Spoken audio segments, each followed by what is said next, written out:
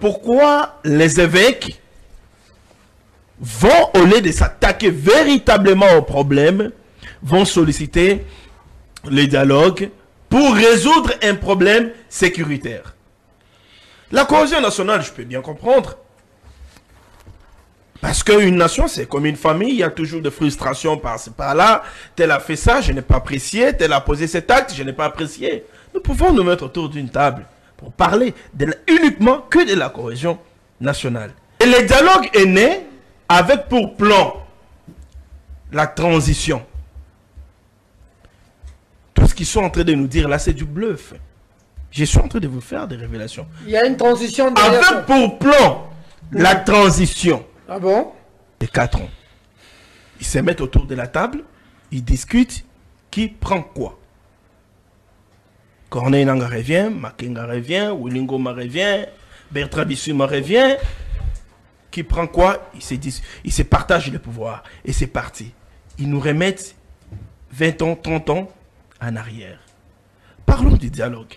Lorsque les évêques catholiques et les CC disent que les Congolais doivent s'asseoir autour de la table pour parler des questions sécuritaires, c'est quoi le message qu'ils veulent faire passer à l'international? Le message, c'est que l'insécurité à l'Est n'est pas causée par le Rwanda, mais elle est causée par les Congolais eux-mêmes. Mais il y a Nangaa qui est Congolais là-bas, non? Oui, mais attendez. Lorsque la rébellion avait commencé, peut-être que Nangaa était en culotte. Il était en culotte, exactement. Il était en culotte. Ça a commencé avec Bissi, moi. Lorsque la rébellion... Non. Peter, n'oubliez pas... Avec Kabila. Quand la rébellion a commencé, c'est avec Laurent Désiré Kabila. Oui. Ah, vous parlez de l'histoire de la rébellion. Nous parlons de l'histoire. Je pensais que vous parlez de M23 à peine. Non, il n'était pas encore là. Mais là, M23, c'est le changement de nom. Et qu'on sort.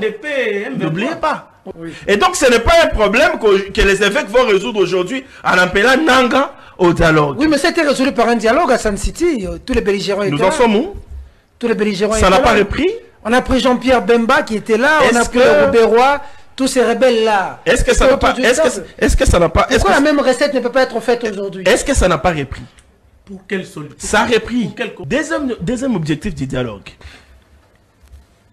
Les évêques veulent dédouaner le Rwanda. Comment ça? Peut-être qu'ils ne le savent pas, mais ils doivent le savoir.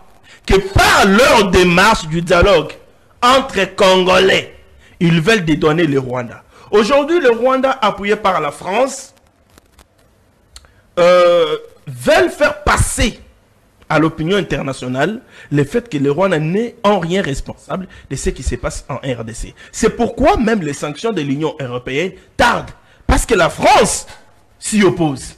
Ouais, la France s'y oppose. Parce que les Français sont derrière le Rwanda. Voilà. Mais tous les rapports internationaux, même de l'ONU, accablent le Rwanda. Voilà, la France s'y oppose parce qu'elle fait comprendre à l'Union européenne qu'il n'y a pas de preuves suffisantes que le Rwanda ait investi dans ce qui se passe à l'est de la République démocratique du Congo. Et aujourd'hui, les évêques catholiques et les CC veulent donner de l'énergie à ça. Non, les évêques en organisant, s'il vous plaît, laissez-moi évoluer. En organisant les dialogues. Parce que quand nous nous retrouvons autour d'une table, d'une part l'union sacrée, de l'autre part il y a l'opposition. Et les rebelles Nangaa, Makenga et les autres. Ils parlent.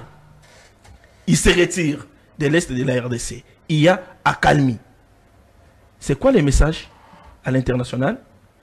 C'était un problème congolais. Parce que vous voyez maintenant, ils se sont parlé en interne, il n'y a plus la guerre. Et là, du coup, le Rwanda est dédouané. Donc c'est un plan comme ça, porté par la France, qui est passé à l'EAC, et on a fait porter ces plans-là, malheureusement, aux évêques catholiques. Et ils sont pleinement dans cette démarche-là, peut-être de manière inconsciente.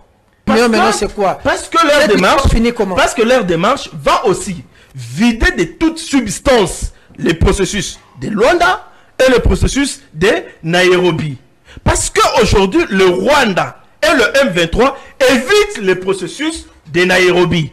Ils refusent de se démobiliser. Ils refusent d'être cantonnés.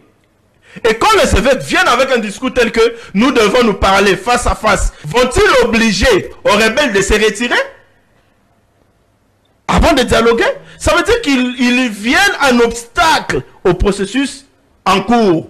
Surtout celui de Nairobi, qui neutralise suffisamment les rebelles.